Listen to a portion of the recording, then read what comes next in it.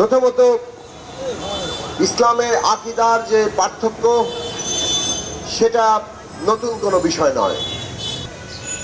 আমরা এই দেশের বিজ্ঞ আলেম ওলামাদের কাছে অনুরোধ করব তারা যাতে এই ধর্মীয় নির্দেশনা দেন যে সহনশীলতা আমাদের ধর্মের জন্য জরুরি, রাষ্ট্রীয় জীবনের জন্য জরুরি, এবং বাংলাদেশের বিশেষ যে বাস্তবতায় আমরা এখন আছি, ঐতিহাসিক মুহূর্তে আছি, আমাদের দেশের ছাত্র শ্রমিক জনতা একটা গণ অভ্যুত্থান সৃষ্টি করেছে।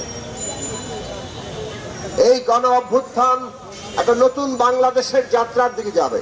যে বাংলাদেশের অর্জনটাকে আমাদের রক্ষা করতে হবে, এই দেশে কোনো মত পথ ধর্মবিশ্বাস কোনো কিছুর উপরে কেউ জবরদস্তি কোনো আক্রমণ করতে পারবেন না।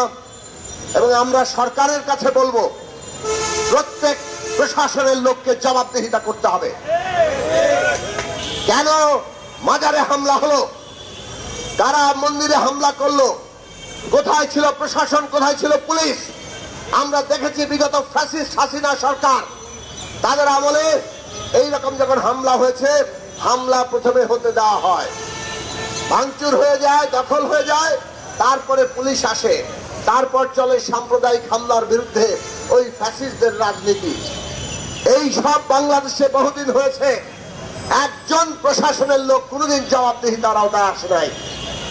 আজকে অন্তর্বর্তী সরকারকে আমরা বলবো এইটা প্রশাসনের গুরুত্বপূর্ণ দায়িত্ব যে বাংলাদেশের নাগরিকদের জানমালের হেফাজত করা, তাদের যে বিশ্বাস এবং জীবন চর্চা তার হেফাজত করা। সেইটা তারা যদি করতে ব্যর্থ হন তাকে অবশ্যই জবাবদিহিতার আওতায় আনতে হবে।